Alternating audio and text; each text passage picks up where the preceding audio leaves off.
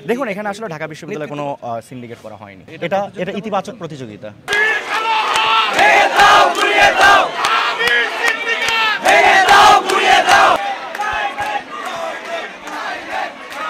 Private বিশ্ববিদ্যালয় শিক্ষার্থী কিংবা ৭ কলেজ ঢাকা বিশ্ববিদ্যালয়ের শিক্ষার্থীদের মধ্যে একটা প্রতিযোগিতা কিন্তু আমরা লক্ষ্য করতে পেরেছি। এই প্রতিযোগিতাটা এটা ইতিবাচক প্রতিযোগিতা। আচ্ছা, সেটা হচ্ছে মানে ধরেন ওনাদের এই সমন্বয়টা কেন তৈরি হয়েছে বা এই অভিযোগটা কেন আসলো? দেখুন এই অভিযোগটা আসলে কেন্দ্রীয় সংসদের যারা দায়িত্বশীল রয়েছেন তাদের কাছে যদি জিজ্ঞেস করা হয় তারা সঠিক উত্তর আরেকটা বিষয় দিতে শেষ প্রশ্ন যেটা হচ্ছে বলা হচ্ছে ঢাকা বিশ্ববিদ্যালয় কেন্দ্রিক একটা সিন্ডিকেট তারা অভিযোগ করছিলেন এবং দেখুন যারা কমিটি সবাই ঢাকা বিশ্ববিদ্যালয় শিক্ষার্থী। দেখুন এখানে আসলে ঢাকা বিশ্ববিদ্যালয়ে কোনো সিন্ডিকেট করা হয়নি। দেখুন এখানে দুইটা কমিটি করা হয়েছে, একটা হচ্ছে সেন্ট্রাল কমিটি এবং ঢাকা বিশ্ববিদ্যালয় সংসদের একটা কমিটি।